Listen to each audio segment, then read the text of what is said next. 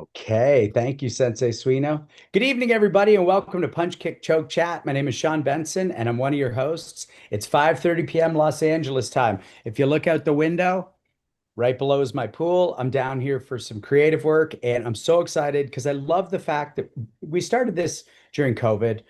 Sensei Dauphin's idea, and we all built on it. And the beautiful part of it is that as we've been able to get in rooms, this format actually works best for all of us, anyways. And I'm so happy we're all here tonight. We don't have Hanshi Legacy with us tonight. And by the way, our guest tonight is Sensei Sean DeJong. We don't know where he is. And we hope he's okay, but we're also good with it because we have so many things we want to talk about. So we hope he shows up. And if you're out there, Sensei, give us a ping, log in. We'll get you online as soon as possible. We'll make this about you. But for now, I just want to say that being in Los Angeles, as somebody who both these men have taught, and then walking into martial arts rooms, I am welcomed everywhere I go. I'm going to clubs I'm a part of down here. I'm going to other clubs that are offshoots, etc. And nowhere am I not well treated. And the only reason is because of the way I've been taught to be a martial artist by these two men and obviously Hanshi Legacy. So I just want to say thanks to my co-host, Sensei Randy Dauphin, Sensei Nicolas Suino, because people always talk about confidence and the way you walk in the world because of martial arts, but that's a vague concept to me until you have role models, in my case, men who say, try it this way, be respectful this way. And the word is respect. I was taught respect and I was taught how to give it. And I just want to say that that's a key that has unlocked so many doors for me, including becoming parts of families that aren't my home club, but are my club. And I just want to say thanks to you both for that.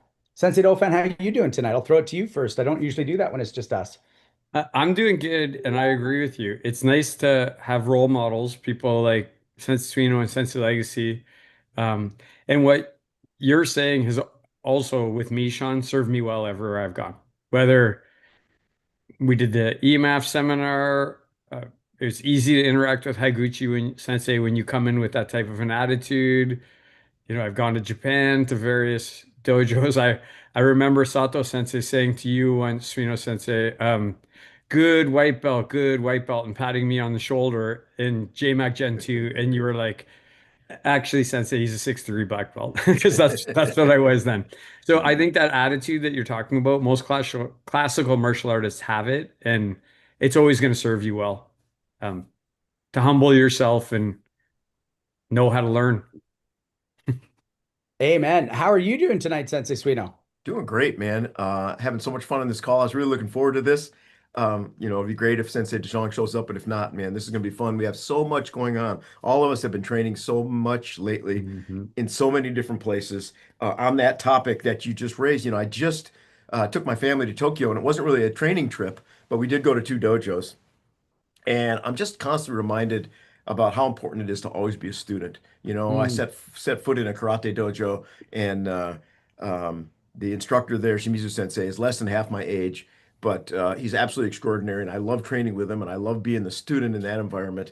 And then we set foot in Triforce Gotanda, which is a BJJ club in Tokyo we've grown to love. Absolutely great place. Coach Toru over there. I think he's a fourth degree black belt in judo, but he really just focuses on BJJ. And the welcome was so warm there. Uh, and my wife and I just, put on our figurative white belts and took the lessons and trained, and it's outstanding, man. It's just a great way to live. Well, and the other thing too, oh, sorry, I want to interrupt real quick because Sensei Dauphin just put this up in the chat. And of course, I forgot to. If you're watching right now and you're part of this Zoom call, give us your questions and we'll pop you on the camera. Right now, it's a host chat as far as we're concerned. And what we like to do in the host chat is throw you on camera. If you have a question you don't want to be on camera, no problem. We'll just ask it for you and we'll answer it for you. And also, if you're watching on YouTube or you're listening on a podcast, subscribe, like, argue in the comments. We love you. We love your traffic, even if you disagree with us. In fact, maybe even more if you disagree with us, because like we're talking about learning, we want to learn from what you disagree with as much as what you agree with. What I was going to say, Sensei Suino, is one of the things that I hear you and Sensei Dauphin saying almost goes back to the sheer act of walking into the dojo or the club for the first time. I mean, you can't know anything then, even if you think you do, and we just keep doing that, And I think that's where that humility comes in, is just going, well, we knew how to do it once. Why would we forget how to do it again? I'm jealous of you two. I Go really on. I really wish that Coach Toru, I like that guy a lot. When I saw the pictures of Sensei Suino with him, I was instantly happy for Sensei Suino and equally jealous that I wasn't there training with him. And obviously, Sean, whenever I see you as Jean-Jacques, Coach Machado, I'm like, motherfucker, I really want to go. I want to be there doing those things too. Um, but the cool thing is, for me, not the people watching necessarily, is that because I'm connected with the two of you, I know those doors are already open and I'll get my chance to go in. Well, it absolutely is. And do you want to start Sensei Suino as well? We have a question from Sensei Panakia, or do you want me to chat about that a little bit? Um, let's get that done, and then I'm hoping Sensei Panecchia has more questions because he always asks really deep and interesting questions. Sensei, while I was in Tokyo, I did visit the Kodokan, but I didn't get a chance to go in depth with any of the guys I know over there. So he asked a question about Yasuhiro Yamashita, who is a former Olympic champion, and for years the head coach of the Japan international judo team, or however you put it. And uh, about in 2023, he had a cervical spine injury that hospitalized him for a long time. I think that's probably what you're asking about, Sensei, and I have not heard anything about it, which I guess is good news because I haven't heard any bad news about it either. But if I do hear anything, I'll definitely pass it on to you. Right on. And the sensei you're just training with that Sensei Dauphin's jealous of you. You want to talk about that at all? Yeah, for sure. Well, we call him Coach because he actually asked us to call him by his first name, Toru. Um, he was a judo player for a long time, took up BJJ, I don't know, 15, 20 years ago. He has a club called Triforce Gotanda, and it's just filled with super game guys and gals of all ages. They're very nice. He's a very systematic teacher. The class we went to, he taught five submissions from the full mount, and he's just none of them were paradigm shifting for me, but each and every one of them, he'll show you something and he'll show you a fine distinction that makes it more efficient or more effective, something you can program in. And I just love that kind of class because I can learn five things and I can remember the five distinctions he taught, right? It's like knowing a piece of music and then having somebody say, oh, hit that C sharp a little harder when you're going by it. And then we rolled with the guys, which is super fun. They always come at us really hard. I got to tell you, Yeah. they had such a blast with my wife because she's gung ho and they're not quite ready for her. She's wearing a white belt, but you may know she's a nidan in judo, and so it's not her first rodeo rolling around on the mat with a bunch of sweaty dudes. And she not only is tougher than she looks, but she laughs a lot during her rolls, and the guys just loved her. So we just had the best time. What can I say? And anybody in the JMac family, the LMAF family that wants to go over there, he's welcoming, and I'm happy to sort of open the door for that. He's one of those Love that. guys, Sean, that I keep in touch with when I get a stripe or something happens in BJJ. And so when I got my third stripe on my blue belt, I messaged him and said, "Hey, coach, just letting you know, um, I got my third stripe." And obviously the English to Setsuino can communicate with him a lot better than I can, but he was like, "Very good, Randy. You're getting close to the high ranks." The other thing I want to say about coach over there is I saw once there was a tournament and when I was there, they were going to compete the next day. When we trained with them, they were going to compete the next day. And I asked him if I could compete with his team. And he looked into it right away. You could just tell he thought it would be cool to have a white Canadian guy competing on the Triforce Gotanda team. It couldn't work out because they still have some COVID restrictions that you have to provide some stuff before you can compete. But then recently I messaged him and said, um, I saw they did a tournament and I said, I still would really like to come and compete with your team. And he replied and said, how about in June? Right? Like, so that's the kind of guy he is. Physically, I think he and I are the same age. Um, he's probably would you say about 30% bigger than me, Sensei, but Maybe not quite that much. He's not a huge man. He's just really fit. yeah, he's super good physical condition. Yep. Love that. Sensei Suino, I'm having a very different experience because, I've said this before in the show, but for people who haven't heard it, training with Jean-Jacques Machado, what's amazing about him is anytime he's in town, he teaches every single class. Like he's not a celeb drop in, you rent his name kind of guy. It's him teaching. And if it's not, it's one of his two black belts, period. But there's this new offshoot club in Beverly Hills, which is closer to where I live. So I've been going there more. These are 6-person classes. Ooh. And whether it's a 40-person Saturday Shark Tank at the home club or whether it's these smaller ones, he was talking about his teaching philosophy the other day. And he goes, look, I actually, even when I go around the world for seminars, I just answer questions. But he's not answering questions about fights in Japan or anything. He's answering technical questions. And the reason he does that is he goes, look, if I show you, let's say, a certain technique or whatever, it might not be where you're at, or it might not be part of your game. So it's reasonable, but it's not overlaying with what you're doing. Whereas when you're rolling and then we take a pause and I go, any questions? And what I like so much about it, the other day he was working on keeping your weight over top of people when they're on the bottom. And I was just like, Coach, what's the blend between that and putting too much weight on to the point where they can sweep you easily? And he's like, come and show me. And so I get on the bottom, he gets on the top, and he goes, okay, great. So now try and sweep me. We rolled for like 5 minutes in front of the class while he just kept showing me the nuanced weight distribution. And even when I thought I got a sweep, he still. So what's beautiful about it is that it's specific to anybody asking the question, but it's also kinesthetic. It's like, I can tell you, but come up here, we're going to roll and you're going to feel it. And he does it with everybody. Way And better. so, yeah, I like it because I was talking to Sensei Dauphin about this the other day. Like, he taught me karate one-on-one in a park for years. So if he was teaching concepts, great, but he was teaching me where my shortcomings were being revealed, where my strengths were being revealed. And I said to him the other day on a phone call, I was like, I know this is just a vision I have, but it feels very Okinawan. It feels very teacher to student, as opposed to me and 100 people going, this is the methodology. And so, it's just a beautiful thing. I mean, I never take for granted that I get to roll with such a master.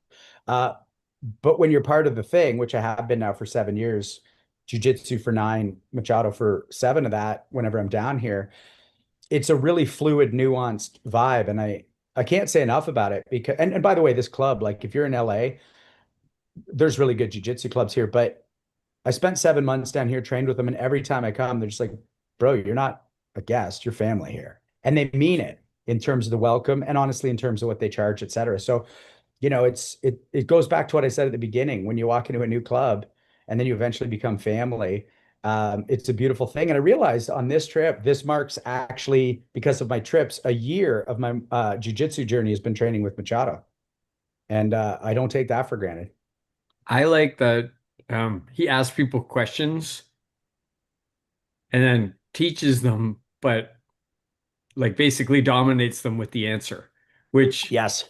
to me goes to the in martial arts, there's levels to this. And he's the Yeah. kind of guy who can walk into any room and be like, what's your question? Okay, come here and try and do it to me, and I'm going to show you how it actually is.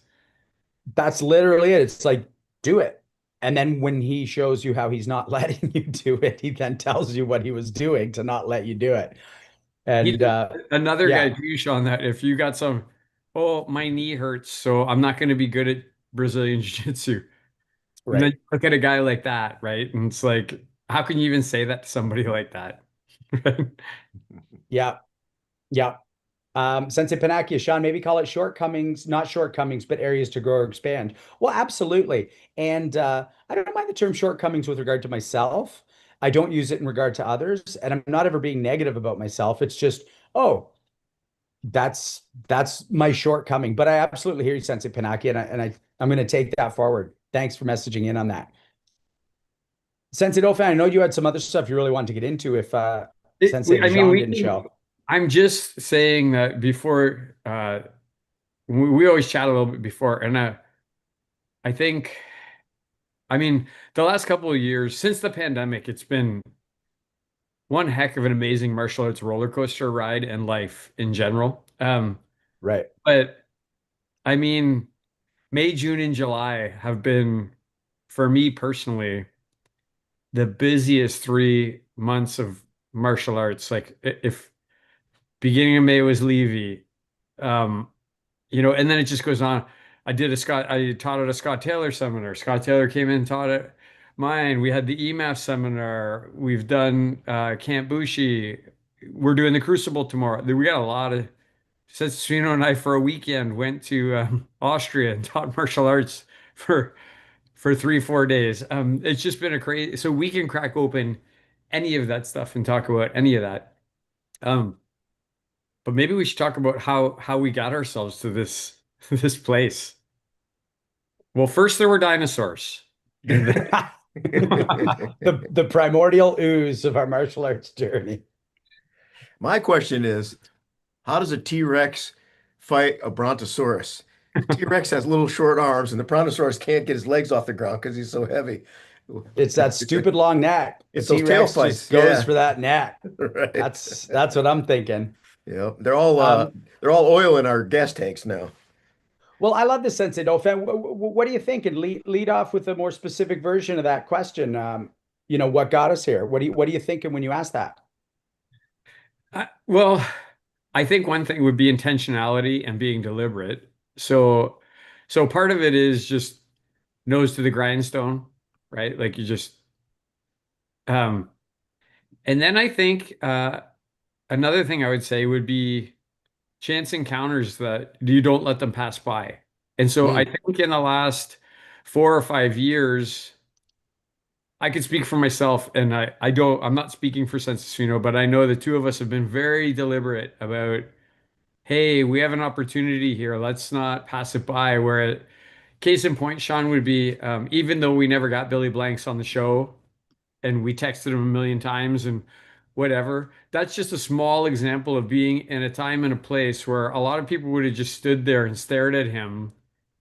But we're like, no, we got this chance. Let's walk up to him, start talking to him, do that type of an attitude. And I think it goes symbiotically with what we were talking about before, being humble, being respectful. It's led to a lot of really great things, like just lots of really great things. Don't let the opportunities pass. Like, I guess I would say Austria is one that, Suino Sensei, we kind of hemmed and hawed about that. Should we go? Shouldn't we go? Because Hanshi Tarian if was talking to us about going next year, right? He was talking about us going when we were in Levy. He pulled us aside and said, "Really want you guys to go to Austria and Europe and teach with us. They'll like you there." Um, and by the way, everything he said was true. He didn't oversell anything. And then literally like 4 days later, he called me and said, can you just guys leave at the end of the month and go for 3, 4 days? Right. So then Serino and I were like, damn, we're so busy. This month has been crazy, but then didn't let the opportunity go by. Right. Um, I don't think I would have went if Serino didn't go. And I think you kind of felt the same way, Sensei. If I was going to bail, you're probably not going to go. Um, but I'm glad we didn't pass on the opportunity. Yeah, no, I mean, we definitely thought about it, but I think the biggest barrier when it came up so quickly was just logistics, right? It's like, holy crap. Because I mean, he gave us like 3 weeks notice or something. And he said, hey, here's an opportunity. And so, for me, it was mostly, oh, can I cover my, teaching slots at the dojo? Will my office run without me for that time, et cetera, et cetera. I'm so glad we did. It was a great experience. The people were just first class. They treated us so well. We made so many friends. We'll go back over there and welcome them. And of course, if they come here, they're welcome to train with us as well. And that's been to me, that's been kind of the underlying theme. If I had to describe what's happened since World Martial Arts Live during COVID, it's that every time we meet new people and we make friends with them, right? We learn who's a first class human being and who's willing to get in the martial arts sandbox with us and mix it up. And I don't regret a minute of it, man. We've built this huge network of wonderful people, and it's just going to keep growing. Um, Well, Petra, like Petra, that lady, Sean, this lady's like, she got her second Dan when we were there. She picked us up at the airport. She drove us around. She took us to bank machines. Just what a sweet lady and what a great martial artist. And again, we're not talking about the highest rank in the room. We're just talking about awesome martial artist who just loves martial arts and helped us like crazy. I'd do anything for that lady. If she came to Canada and needed anything, I would do anything for her that she needed me to do. Yeah, well, she was absolutely over the top with us, just helped us so much, so kind, and and there was nobody there that wasn't like that. Well, I wanted to go back to something you said, Sensei Do-fan, about, how do we get here? And we could be talking about the podcast, we can talk about the martial arts doors that open. And you talked about the Billy Blanks thing. And look, in my acting career, and I have a nice one, I hear no probably 29 times for every one yes. And if we took that personally and we went, oh, I guess it's not working, we'd quit 5 minutes before the miracle. And I think those no's are as important as the yeses because they're the test of do you really want this? And that could be applied to anything, the podcast, guests, the whatever. But I think about all those no's, and that includes getting hit in the face and not knowing how to block it at first. And, that's a no. Like, hey, that thing you tried to do, no. And then you go, okay, well, I'm going to accept the no. And at the beginning in martial arts, it's more no's than yeses, that's for sure. And assuming you keep training with the high level people, we try to. I don't want to win every round or every roll. I'm either the best guy in the world or I'm in the wrong room. And so I think that learning how to take those no's is what got us here, as much as knowing how to capitalize on the yeses. Sensei Copeland said, if you don't ask, the answer is always no. Woo!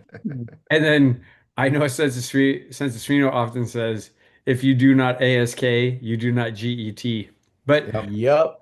I don't want to go away from Austria too quick yet, Sean. I want to ask Sensei Suino, I have a couple of takeaways from there, just highlight moments, right? Just to share. And I wonder, there's a lot. Like, I mean, we could do a whole episode on that, and I don't want to do that. But do you have any two or three?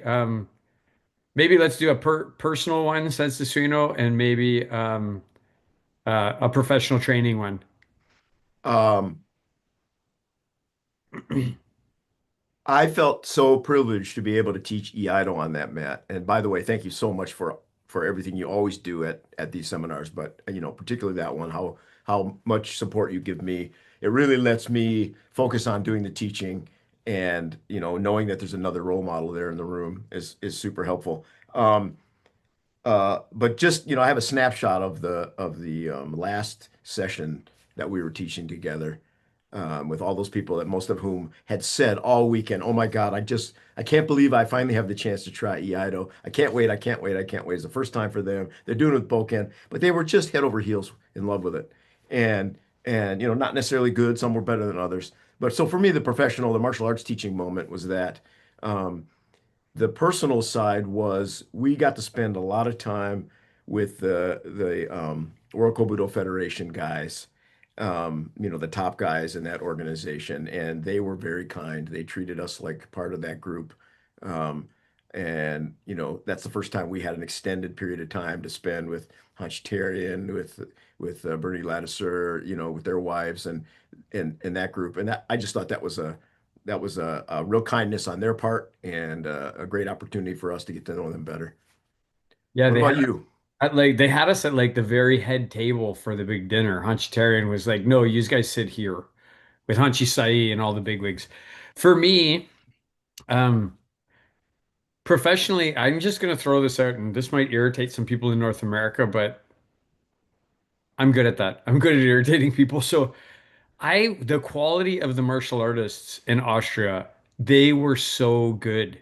Um, and I'm not saying physically they're better than the Canadians, but their attention, the first mat I went and taught on was a bunch of kids that were like 9 to 12 years old.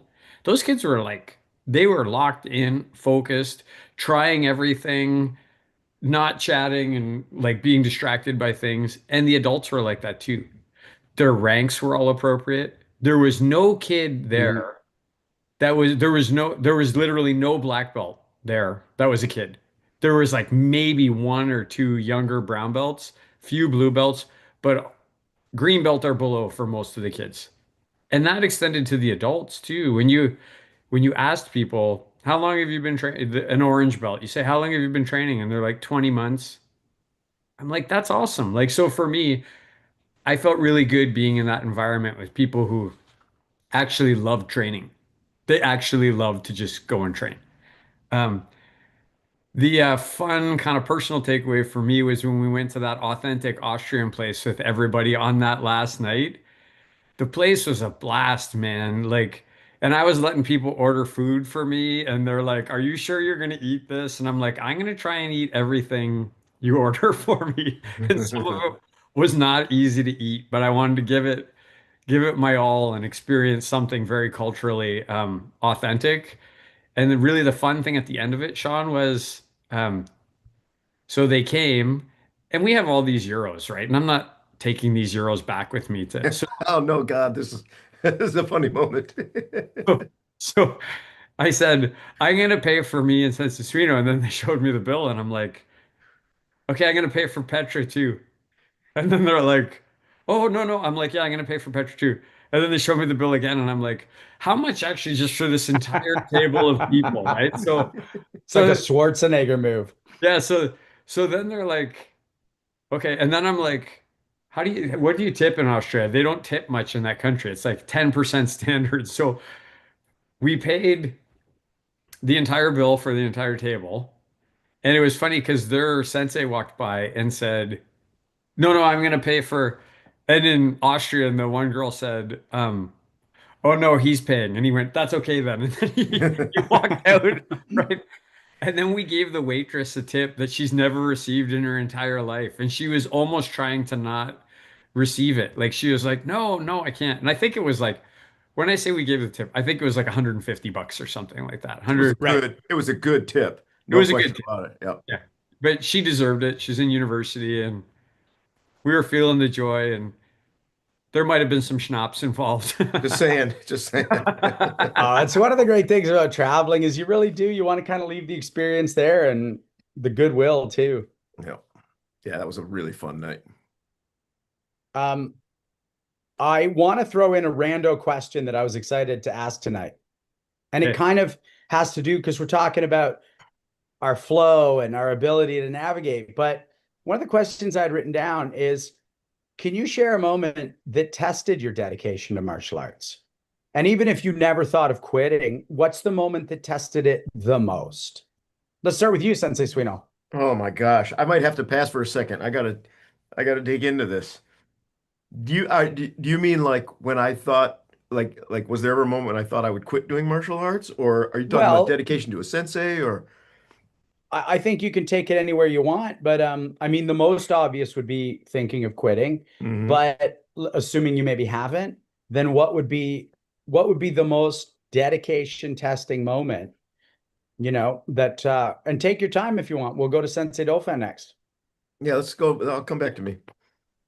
So, Sean, I've told you many times, my belief is that you are tested mostly by the people closest to you that aren't in martial arts, Right. right?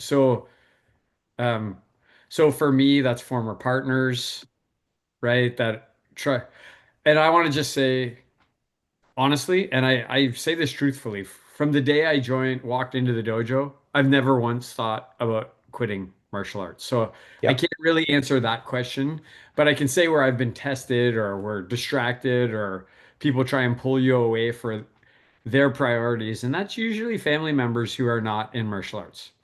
Right. Um, it took me probably a good decade to train my mother, rest her soul, that if she tried to schedule something on a Saturday morning, I wasn't going to show up for it because Right. that's when the brown and black belt class with Sense of Legacy and my private lessons were. And I wasn't going to miss those. Yep.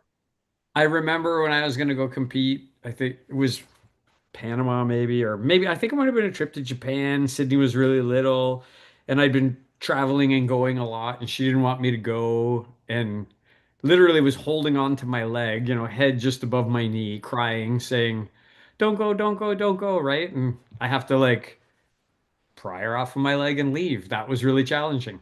Um, Now on the other side of it, I'll say my dad, when he was dying of brain cancer near the end, and I almost didn't go to Venezuela to compete.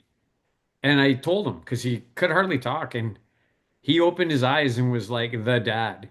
Like he looked me into my soul and said, "You are going to Venezuela to compete. You are leaving on that plane." And I was like, "Okay." Like, it's like if I'm not here when you get back, you're still going. Like Yep. that's it.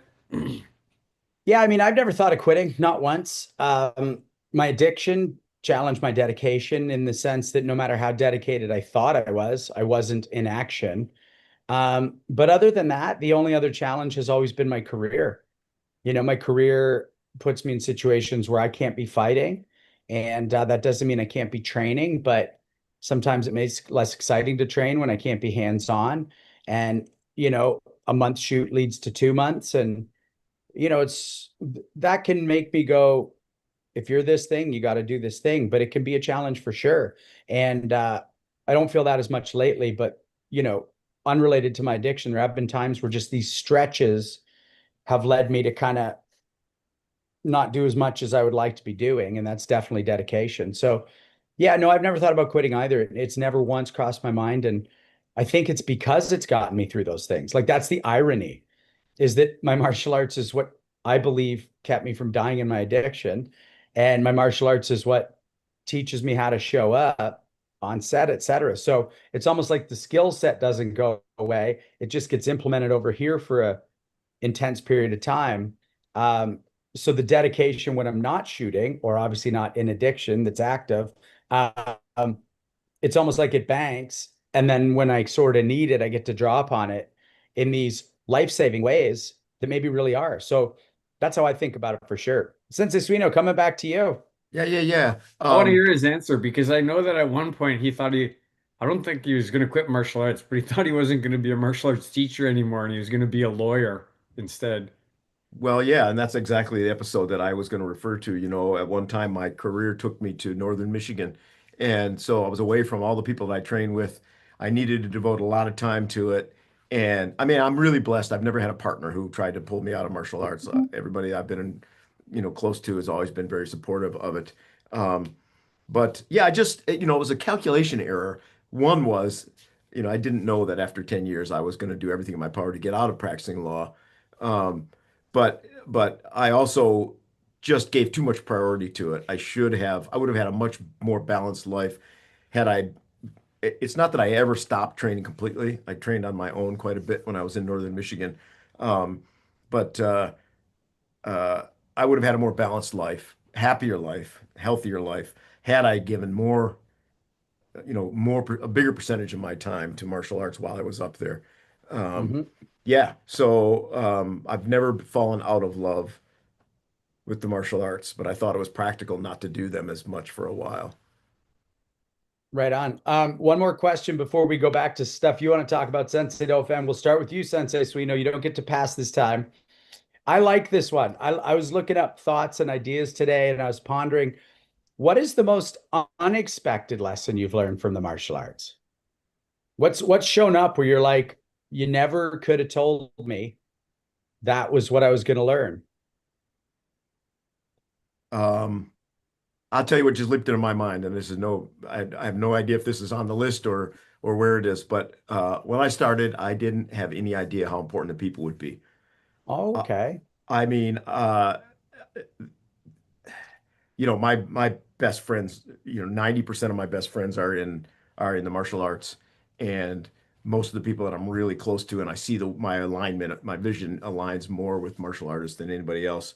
Um, but aside from that, just the feeling of being at home with the people now, um, it's like when they say, it sounds trite, but when you find your tribe, I might sit in a room with seven martial artists and with six of them go, I disagree with this, disagree with this, disagree with this.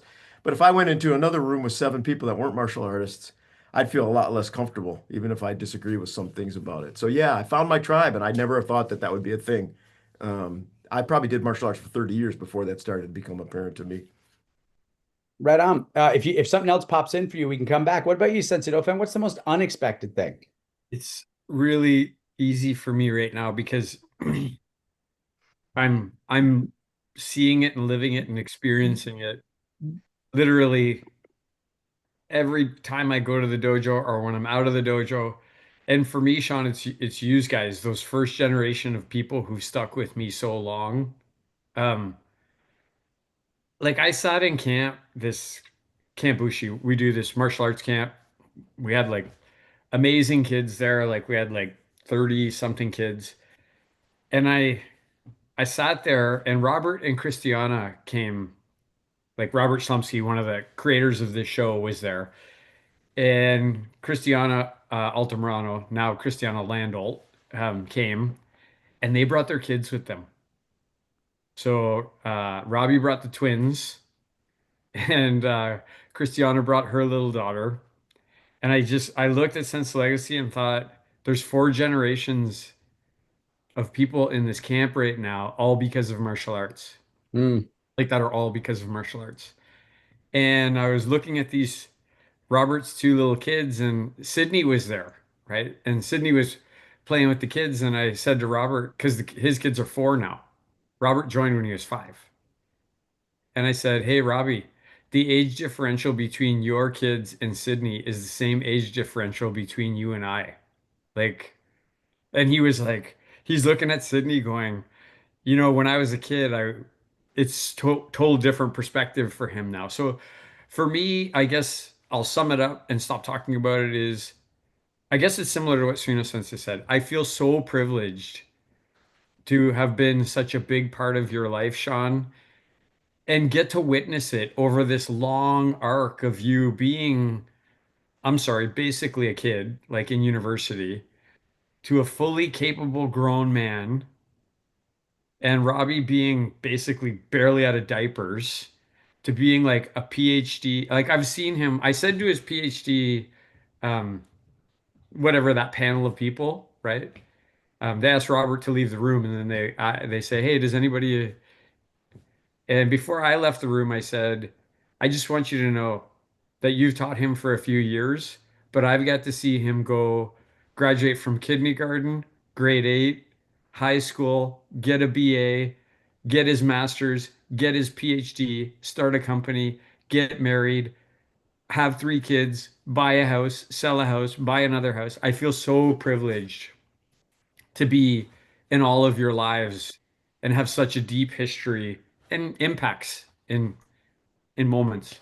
I didn't expect that when I started teaching. I just wanted to teach people how to beat people up.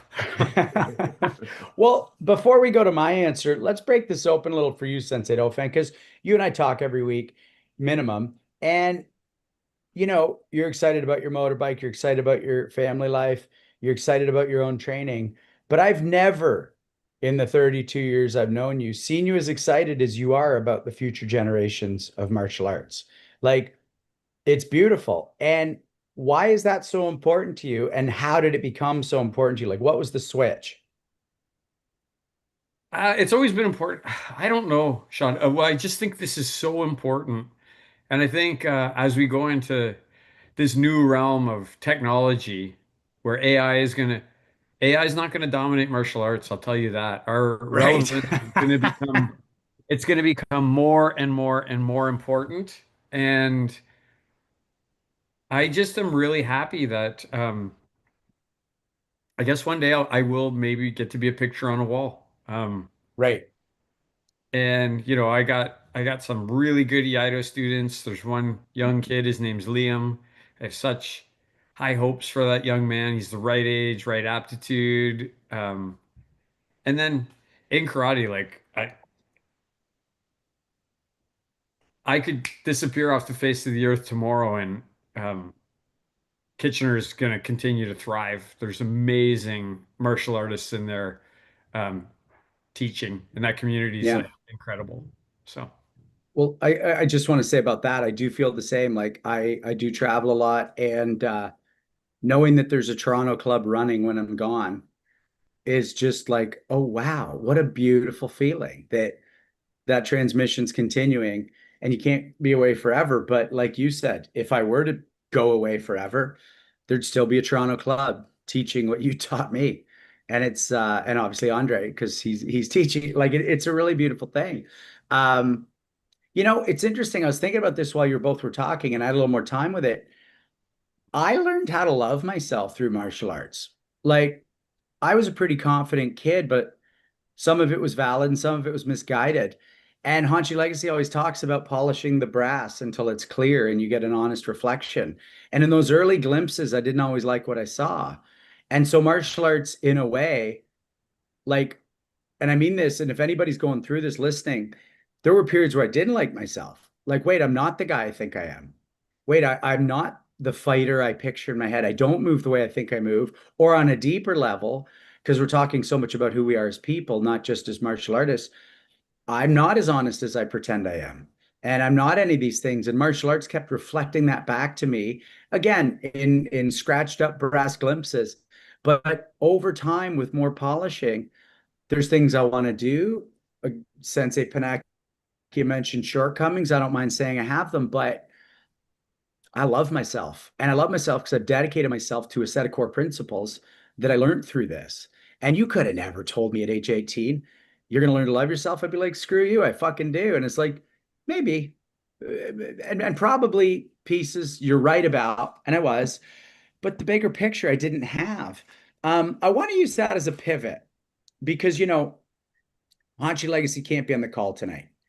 Whether it's us or our guests, there's a deference and an appreciation of that man. And what is it? Like, here I am using an example of loving myself from an example he gives on the show. Let's start with you, Sensei Dauphin. Like, you know, we don't want to make this the Hanchi Legacy Hour, but what about him? And I know he wouldn't love this if he were here, so it's a good time to do it. Makes people go, and it's an honor to speak to you with Hanchi Legacy because they're not saying it because of his rank. We know that. They're saying it because of who he is. What is that? Um, well, I could pontificate on this so you guys put the hook on me if I if I start talking too much. Obviously, I love the man like he's my father.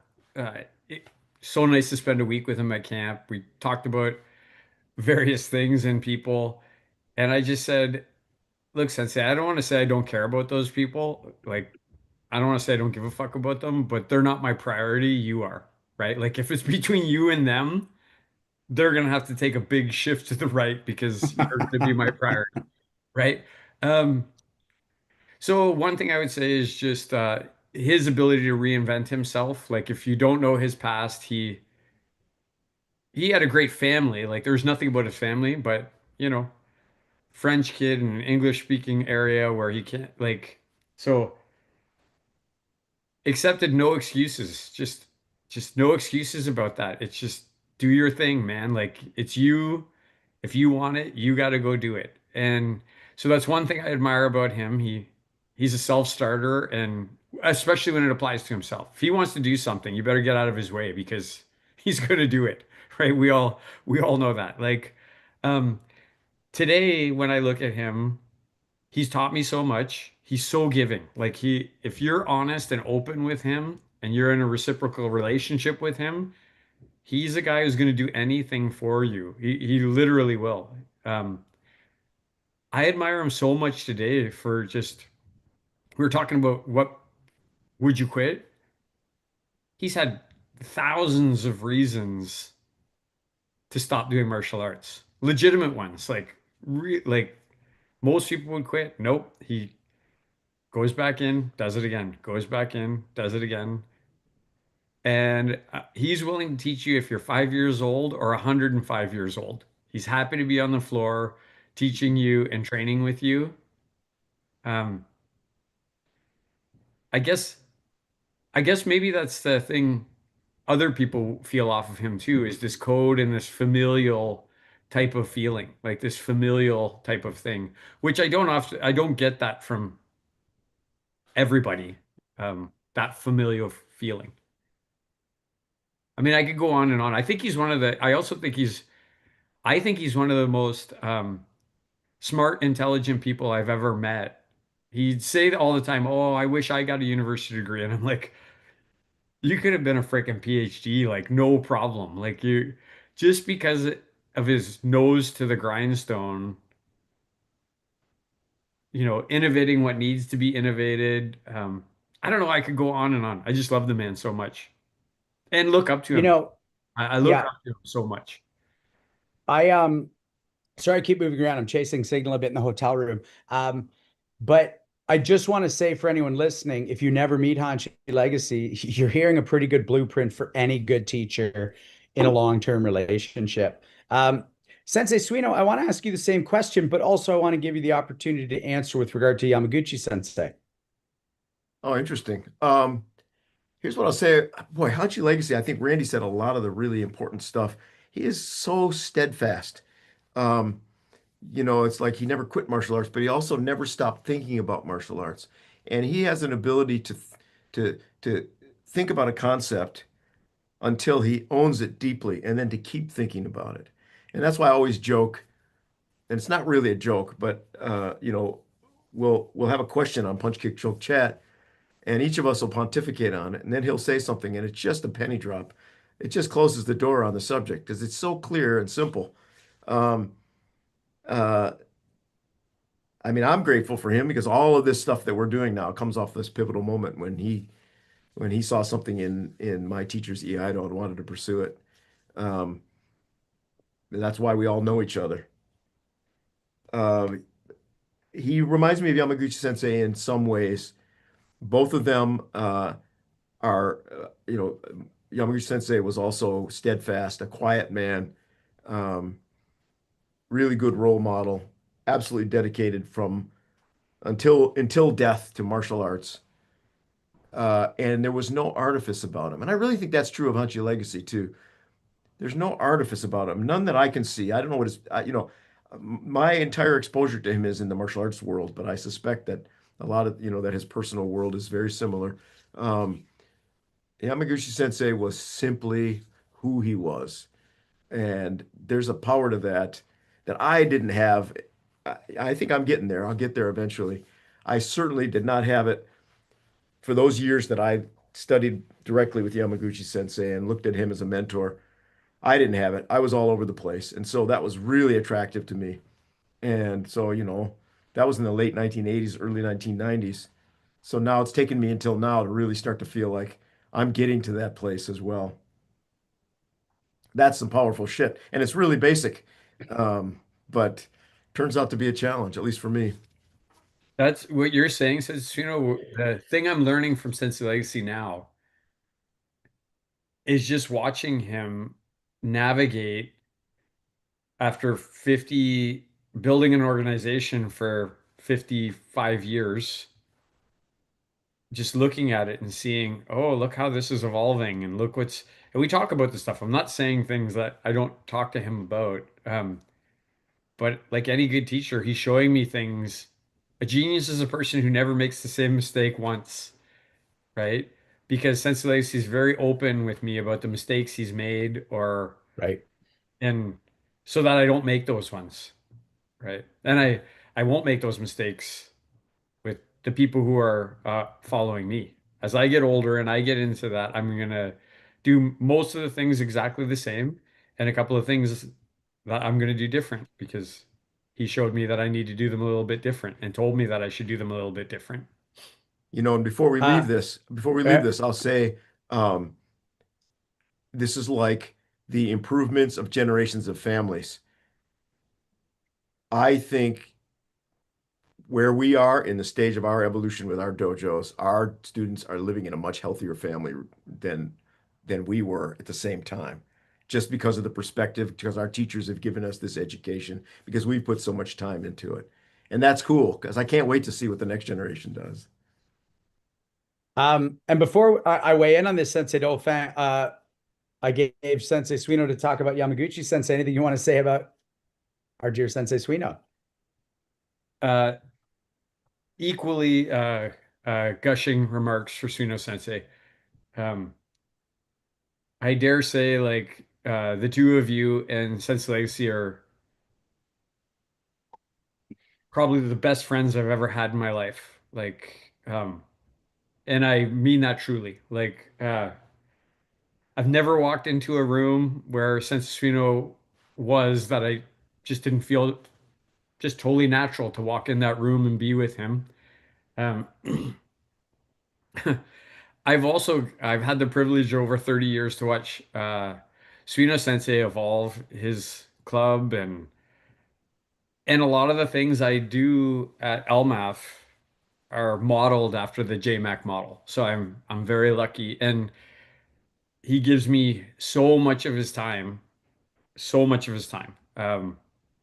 Again, like you said, I talk to Suino Sensei every week. We have a call every week. I love it. During the pandemic, he was still very devoted to teaching me, and doing things with me, even if it was over Zoom. Um, he includes me in his schemes and plans, right? He includes me in those things and allows me to be a pivotal part in it too. Um, and having said all of that, Sean, and I spend my favorite place, if it's not on the floor doing martial arts with Sensei Suino, is sitting at his kitchen table where we just have these great in-depth, sometimes crazy conversations about martial arts, or do aliens do martial arts? Are we really connected to Miyamoto Musashi? Um, and I think one thing he allows me to do is just be my authentic self around him. And he's also not afraid, as any good teacher is, and even though I'm at whatever level, to say, don't do that again, that's wrong. I don't want you Hmm. to do that again. Um, like maybe ever again, like never do that again. And if people don't have people like that in their life, they should go out and find one right away. A person who Yep. loves and cares about you enough to tell you the harsh truth because they want you to be better, not because they're trying to do something at your expense. And the last thing I'll say is, I was just talking about it last night when I was teaching Iaido. I said, Sensei Suino, I've only seen Yamaguchi Sensei as an older martial artist. I never saw him as a younger martial artist. The videos I saw, I think the youngest I ever saw him was maybe like early 60s. Or um, I'm watching Sensei Suino change his Iaido like over the last 5, 6 years. Um, it's incredible how much his technique is looking each time I watch like Yamaguchi Sensei's. Um, much more smooth, much more efficient. There's still lots of power there, but that's not necessarily the driving force behind his Iaido now. And I'm happy because I find that inspiring because it motivates me as a person in my 50s to be like, there's more for me to do here. There's still hope for me.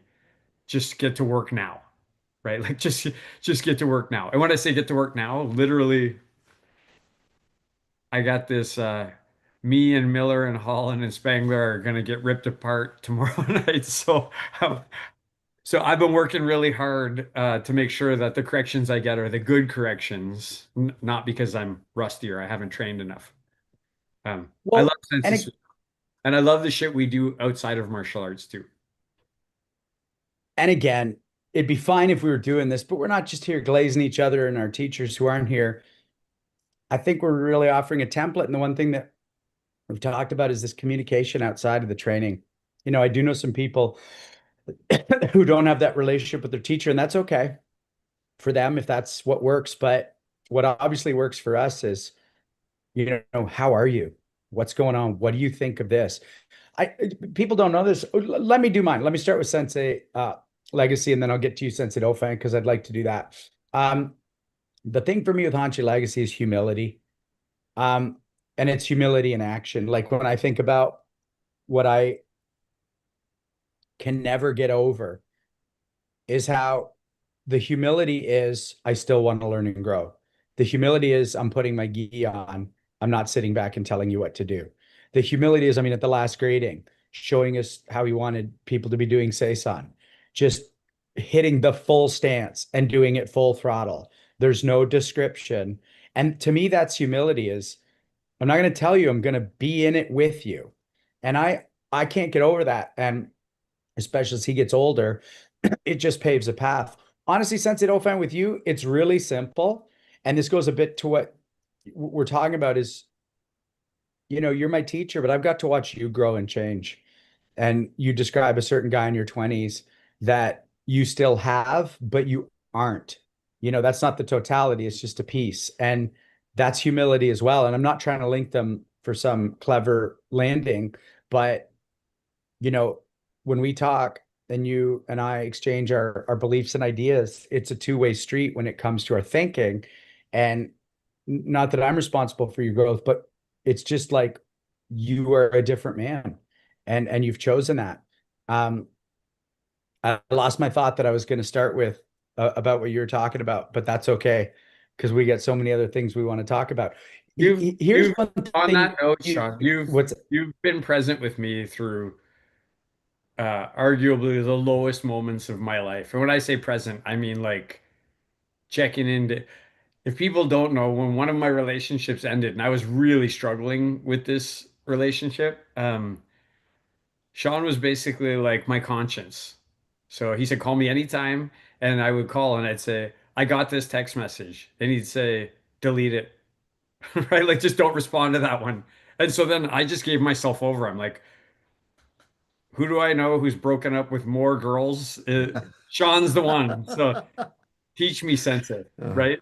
And then he'd be like, one word answer. This is the one word answer. I'm like, perfect. Boom.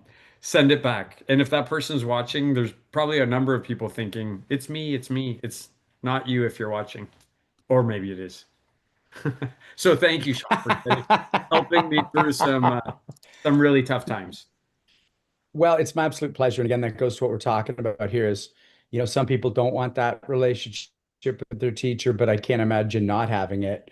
And it goes to the essay I wrote for my black belt talking about the student sensei relationship. And it was like, I don't know what a punch is, but I know how to learn a punch from you. I'm learning Sensei Dolphin's punch. That's why lineage is important, because otherwise it might be good, but it's random. But when I realized that, it was like, okay, well, then it behooves me to know the man, not just steal what the man's showing me. And I think that's a really beautiful thing. We talked about this before the show, the idea of cracking open some of our 10 questions. And I'm springing this on both of you. But if anybody watching on the Zoom call has a 10 question that you've always wish you could answer, jump into the comments. yeah. Just be like, I've always wanted to be asked this one. But let's start with you, Sensei Suino. What's your favorite sort of 10 question? Or I can pick one for you, but what's something you hear and you're like, man, when I answered that, I wished I could have said more. Or, the more we've talked about this, I've maybe changed my thinking on it. Or, which one comes to life for you, even if I don't list them all again? Two questions that I am always really interested in are, if you could train with anybody in all time, who would that be? And if you could, the greatest benefit that you've gotten out of martial arts, if you could share that to other people, whether they train or not. Like, those two have the most impact to me. Um, I believe when I answered who would I most like to train with of all time, I think it was Yamaoka Teshu, or one of the guys I thought was most influential. And I don't think that answer has changed. Yamaoka Teshu is just an absolute. I mean, of course, we only know the legend at this stage, right? We don't really know the man, but incredible martial artist, a man like Professor Kano, who was able to occupy so many different roles in Japan. He was a politician, he was a martial artist, he was a calligrapher, he was a fundraiser, a charitable fundraiser. He just left this outside size impact.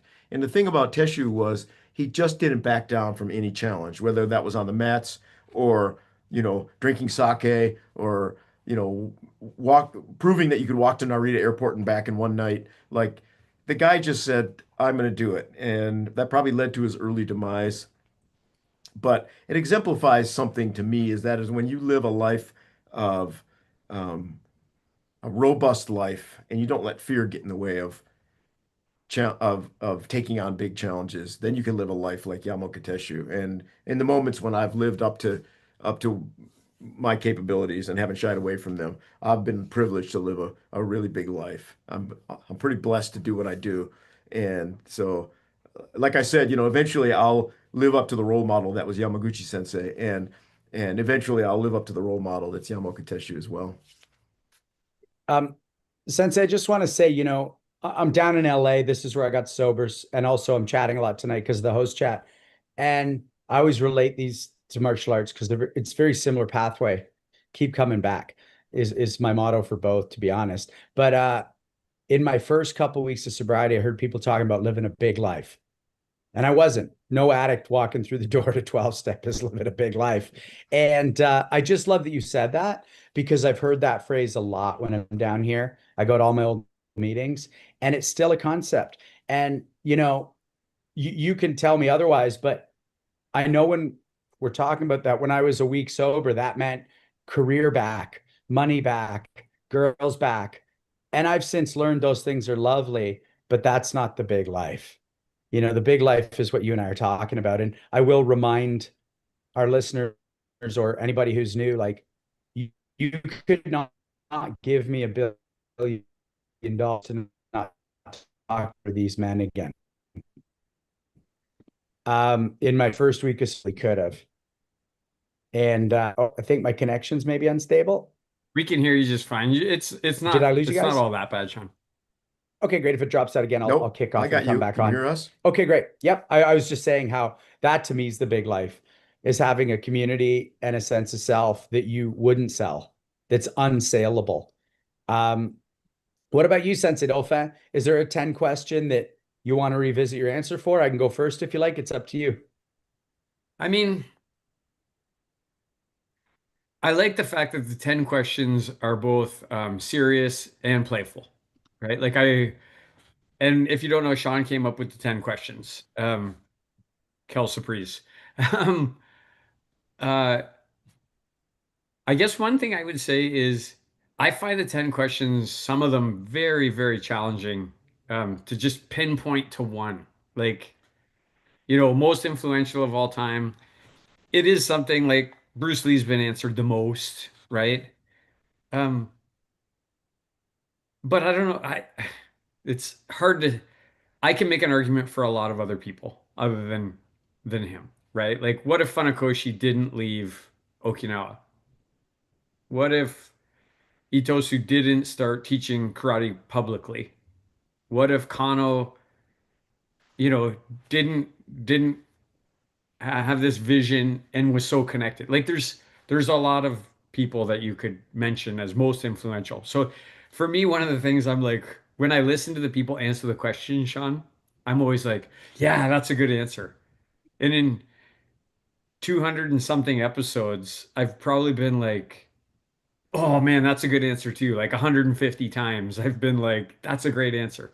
Um, I think my answer to who would you want to train with of all time was I'm training with the people that I want to train with of all time. And I hold with my answer because we romanticize these other people, and I'm sure that their exploits are true.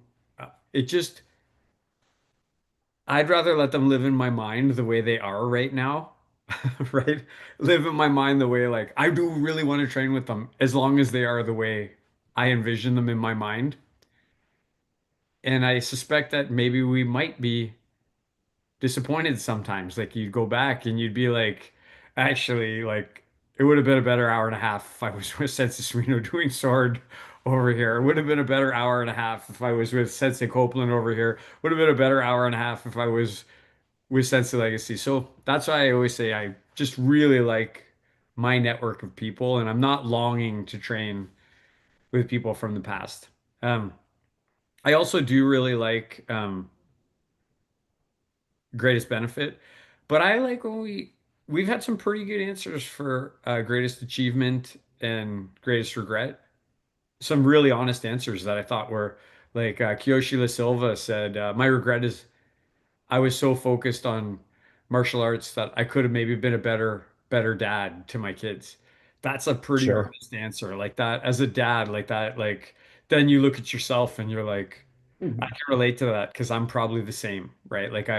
You're looking at yourself in a mirror when you hear some of those answers, right? So I don't know if I'm answering your question, but that's my thought on the 10 questions. Um, Yeah. yeah, Mine's pretty simple because, I was really honest when it came to me because I wanted to win a gold in a jiu-jitsu tournament. Like, what excites you most about the next 5 years? I was just like, sorry, I got nothing deep on this one. I got a goal and I want to use martial arts to achieve the goal in the martial arts. And that did happen. And so that answer is no longer valid. Not that I don't want to win more, that would be nice. But it's so simple now. I just want to train tomorrow. Mhm. I just want to train the day after. Like that's all I care about. That will look like teaching. That will look like going to different clubs and dojos. That will look the way it looks. But and again, the more I process what's success, right? Like I'm writing the script right now and we're getting it produced and all that. And the only answer is when are we meeting tomorrow to keep going? Okay, great. When are we meeting the day after that to keep going? And I've never seen a measure for success. And when I say success, again, we talked about a big life. It might equal something coming to pass like a gold medal or a project, but it's more the sleeping well at night. And so for me, having, pinged off a very specific goal, and I'm glad I named it, I'm really excited to just come back tomorrow. That's the only thing that excites me about the next 5 years. I know things will come my way, and I know there'll be some tweaks and this and that. I don't know what they're going to be, but I know I can come back tomorrow as long as I'm around. And it, yeah, life keeps getting simpler. And it's like, great, I'll just do the thing I want to grow tomorrow. I did it today, I'll do it tomorrow. And so that gets me excited. There's a question Hey, I want to Sean's much pose. better at Yes, that's BJJ than me, but when he got his gold medal, I was there. I was standing there cheering for him when he got it. I was really proud to stand there and watch him. okay. I am going to glaze you, Sensei. And for those of you on the call who aren't on TikTok every day, glazing means like hyping, like praising, maybe extra. And I'm okay with it because I had advanced nicely. I was up in the points, and there was some stuff I might have gone for. And Sensei, you just kept me on the clock and you just kept me on my breath. You just kept letting me know how much time was left and you kept letting me know how I was doing. And it was the absolute, it might not have been the absolute reason I won, but it's the reason I won in terms of the mistakes I didn't make. Sean, Because knowing the time and breathing, I know you well enough to know what you were what you were going to do, and I also know that guy knew he was running out of time, and there was gonna be a big like the moments in time yep, were gonna be yep. you were gonna try and do something. He was getting ready to have a big explosion, and it was just better for you to lay on top of him for and keep crushing him the way you were. Well, and that's an important thing to mention for 2 secs before we go to this next question, because the goal was to win a gold. The goal was not to do a flying armbar submission or impress the coach who doesn't even care with some sneaky submission I learned off of YouTube. My stated goal was get a gold. And that's what you kept me in the zone of. That is a points-based competition where subs do work. I was up a nice amount of points, and you reminded me of my goal. And that was what was so beautiful. And it's like, great, if that goal isn't enough after you achieve it, make a new one. But in that moment, don't fuck up the goal because you moved your own standard, which you've been training towards for literally months, if not years. Um, Hey, I won okay, my look, AJ Gold, Sean, and Sensei Copeland closed his dojo and drove to Markham. And I was like, there's no way I'm losing to this motherfucker with Sensei Copeland standing on the sideline staring at me. so the question I want to ask, because let's move away from the glazing, my word for the night. Who's someone not part of this that you're proud of? And I'll start with you, Sensei. No offense, since we have been starting with Sensei Suino a lot. Who's someone that you're Well, thinking of? they're kind of part of this because they come on the call all the time. So the one that I've been thinking about a lot lately that I'm super proud of in the dojo is not actually my student, it's Robert's student. And it's my wife, Okay. Christine. I'm like, she just got her first Q at the beginning of June. So she's, her black belt's like tapping her on the shoulder right now. It's like right there. Her father, rest in peace, he got his brown belt and always wanted her to be in martial arts and she never wanted to. She was like, she can't explain why now. But she just went to Suino Sensei's dojo and trained with I was really nice to train with her with Higuchi Sensei. We just partnered up. It was such a lovely experience.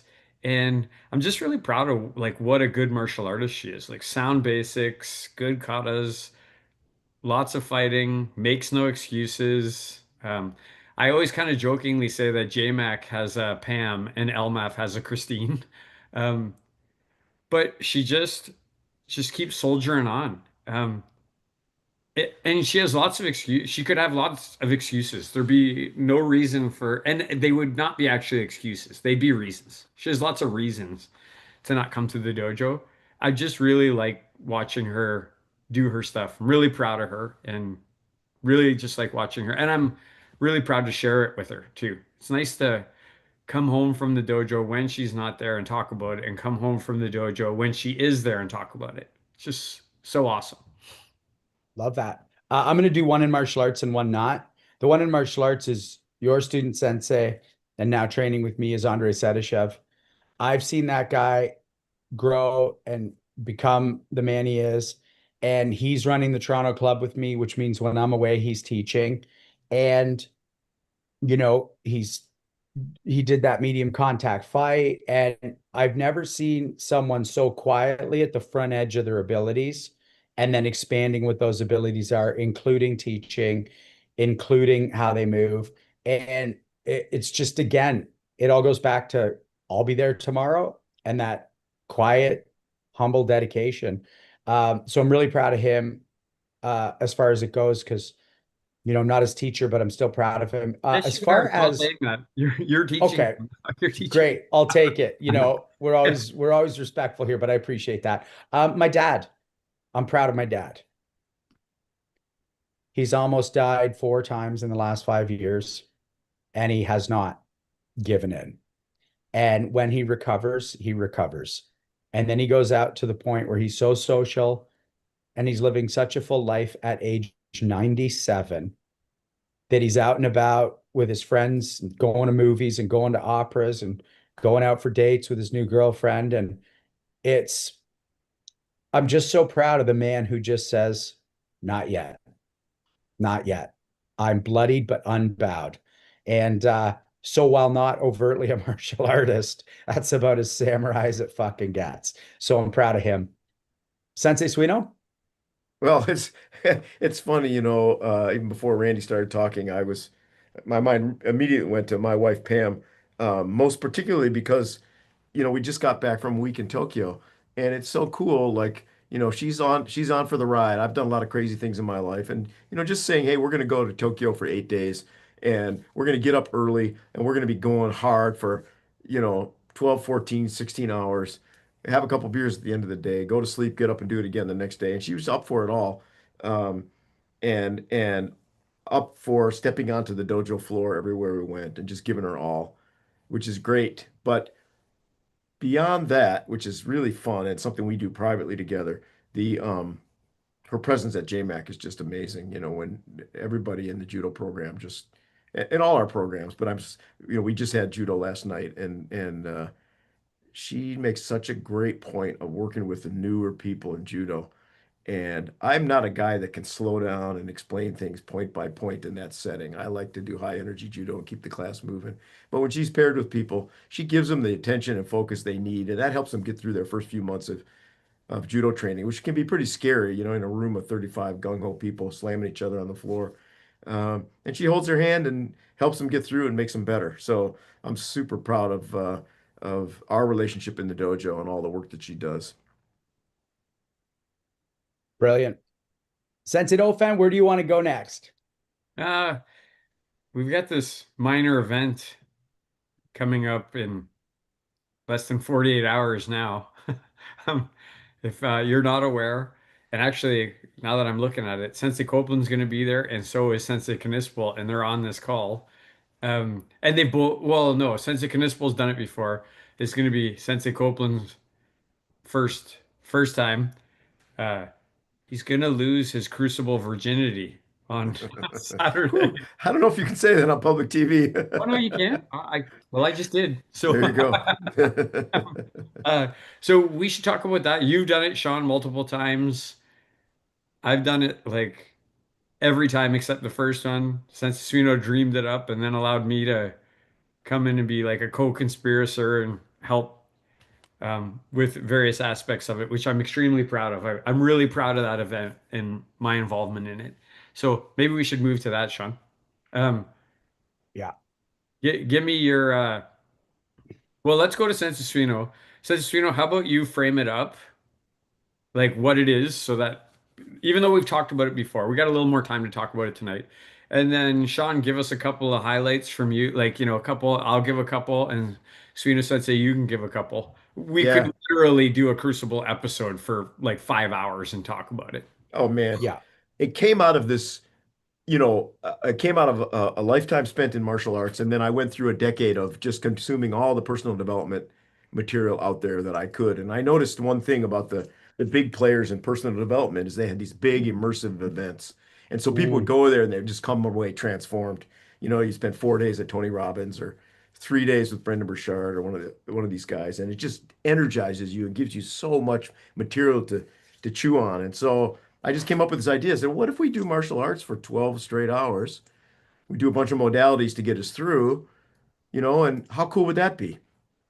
The first one was in 2011 at JMAC Gen 2, and I think there were 18 people there. And I did all the teaching. There were some big people there. We had a couple of our big judo guys from Canada. We had this guy, Ori Schaefer, who's a monster CrossFit Anytime you guy. do any, he's talk. And um, and it was insane. So 12 hours during a whole day on Saturday, and I had a bright idea that while I was going to run the Crucible, I was also going to put a whole lamb on the Barbie and cook that thing all day so that we could eat it like savages by the end of the day. And we did, and we pulled it off. It was a great event. It was exhausting. Um, and I'll never forget that event. I mean, it was absolutely wonderful. But listen, it's so much better now. After I don't know how many times we've done it, right? So 2011 to 2025 has been a lot of years. We often did two a year. Nowadays we're doing one a year. But we have a star-studded cast of instructors this time.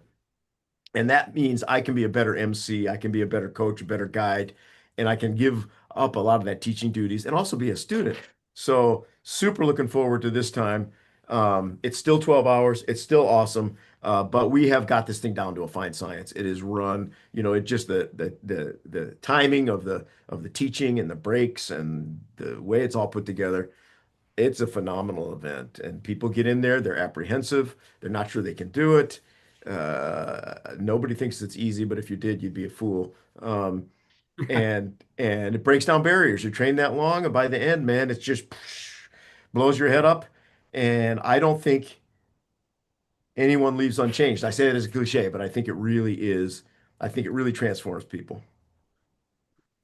What do you got, Randy? oh, Uh, man, so I want to just talk about some of the just the moments there, like, and people are like, it's gonna go off. It's gonna go off on Saturday, 6 a.m.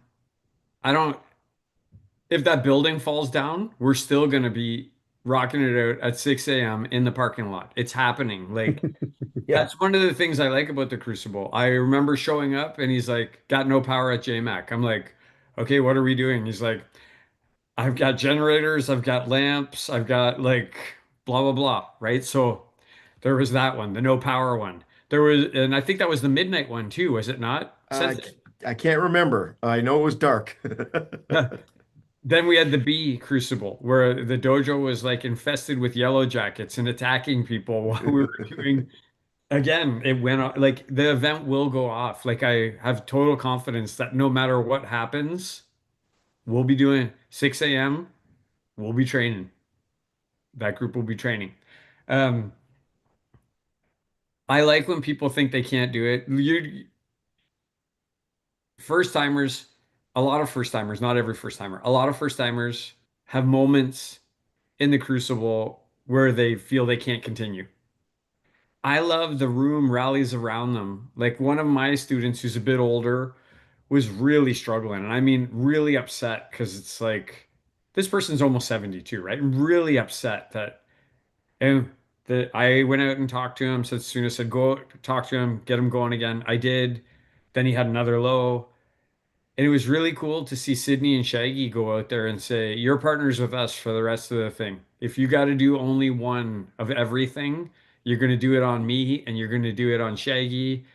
And then we'll do it with each other a bunch of times. And then when you feel good, you'll do it." And they got them through to the end. So it's cool how that room rallies around the people when they struggle. On a personal kind of ego pride, when we went to Capital Conquest, this guy walked up to me and said, "You're that guy who does the Crucible with that other guy, right?"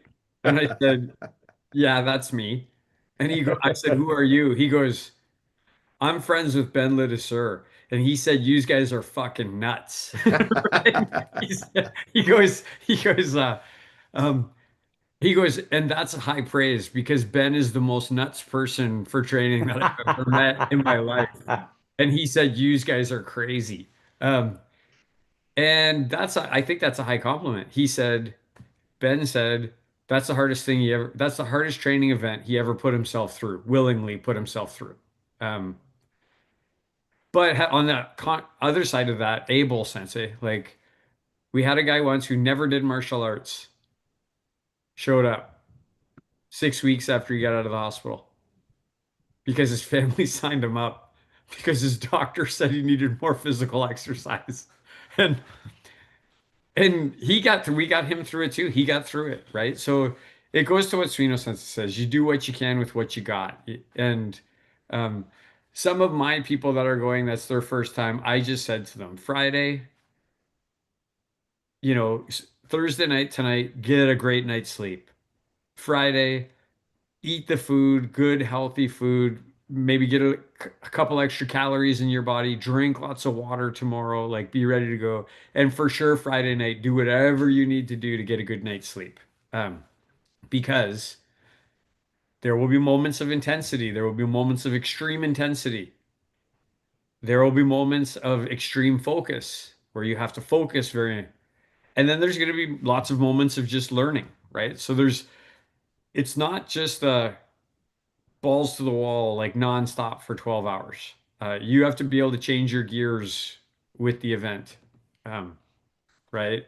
Do the learning when the learning is necessary. Do the intensity when the intensity. Do the focus when the focus is necessary. And our instructors this year are amazing. Um, for me, this is about the event itself. Like, Sensei, you mentioned the well-oiled machine. I've never seen so well run an event. I mean, for the people listening, like it's not 12 hours with half-hour breaks. It's like 4-minute breaks, 2-minute breaks, 8-minute breaks for the big break. That's it. And it's the reason I love it so much. I've done it 3 times only, is look, Ironman athletes, you know, the amount of focus you have to put into your nutrition. Well, you just talked about Sensei Dauphin, your sleep, managing the week up to it, managing your butterflies, managing how much output you do in the first hour, knowing you've got 11 more to go with minimal breaks. That mental fortitude, but not just fortitude, decision making and focus, I really think it amplifies what we are and can be as martial artists. Because, if you think about a tournament, I love tournaments, but you might go and have one round that's 5 minutes. You might go and have a point match that lasts 82 seconds before you get flagged the win or the loss. But to have to focus, and again, I love the concept of the nutrition because it puts us so in line with what our bodies are, which is the thing doing all this. As far as highlights for me, I have 3. The first year I went, that's where I discovered jujitsu. And I actually just looked up the photo, by the way. That's why I was scrolling while you were talking. I don't know if you'll be able to see this, but this is my old vintage Porsche 911. This is in November. And we came out from the Crucible and all that snow had fallen. That hadn't existed beforehand. So that's in 12 hours, that's how much can change in you. Like that's a literal metaphor of how much can happen in the world. And if you're willing to embrace it. But that's also where I found grappling and decided to take it. I joined up the next winter. And so that was huge for me. That was obviously life-changing. Number two is when you asked me, Sensei, to teach a session. And that was really mind-opening for me for a couple things. One is to realize that that very thing that I had started with you, I now had the ability to offer back a version of it. Uh, Number two is how good a teacher you have to be. Whether I was or not isn't the point, to condense something usable into a short period of time. You can know everything, but can you impart it in the 40 minutes in a way that people will get something from it? And because what you had given me in a relatively short period of time was life-changing, I didn't bear that as I have to change everyone's lives, but I could. And so I bore that as a responsibility. The third, and I've talked about this, is frickin' judo. Oh my God. The second time I did it, I had a broken thumb. So I had a real hard time with judo because break falling was tough. The third time I was healthy, I'd arrived correctly. And I don't think I've ever appreciated what an absolutely beautiful art it is till then. I was able to throw a bit, but more importantly, get thrown better. And I left that day with a newfound respect. And I just think it's, I did mention my most influential martial artist of all time was Kano. And being able to dance a little more deeply into that art, that was a pivotal experience for me at the last Crucible. Gentlemen, 10 o'clock. we're out of time. Wow. Time is real. Um, let's go reverse order. I'll say something, then you Sensei Dauphin, then Sensei Suino. Maybe you can say goodnight. Does that sound right? Sure. Don't forget to thank our Oh our my support God. team. Thank you for reminding me. Let me dig that up while you all watch me flounder. So Um, while we're doing that, I did get a message from DeJong Sensei, and he apologized. He said actually he had reached out to um, one of our group being not us three or Sensei Legacy or Robert, and said that he couldn't do this Thursday night. Something had come up for him. So, and we didn't get that message. All But right. We'll hey, get him back. He's yeah, worthwhile. He's worth some effort. definitely. Yeah. Love that. And Sensei DeJong, if you're listening, I look forward to that chat. And I know you're not going to take this the wrong way. I'm not mad this didn't happen tonight.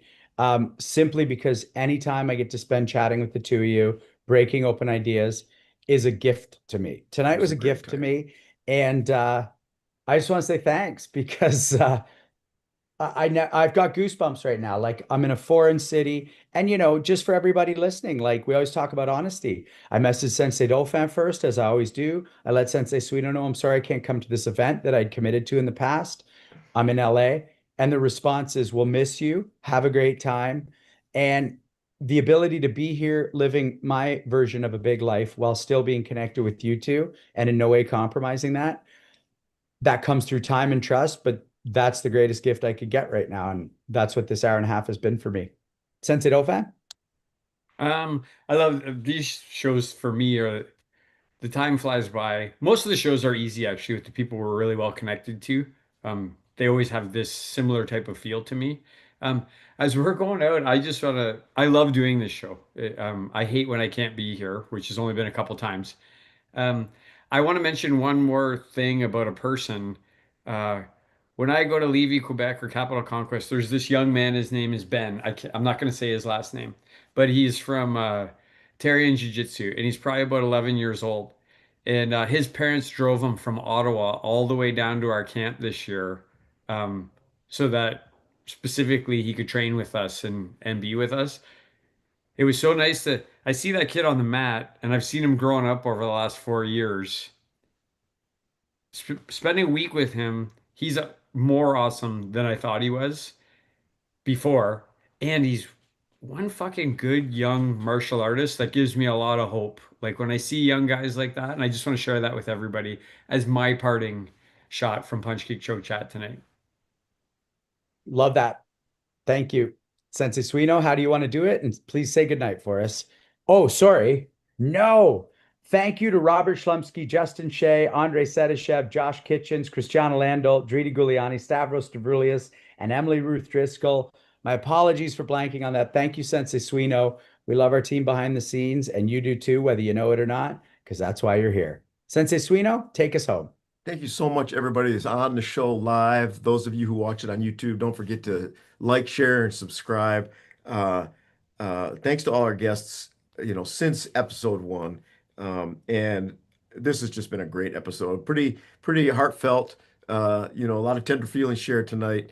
I'm so blessed by having relationships with you gentlemen, and I can't wait to see what the next 10 years of Punch Kick Choke Chat brings. Thanks, everybody. Have a great night, and we'll see many of you at the Crucible this weekend. Good night, everyone. Good night, everyone. Thanks, Sensei.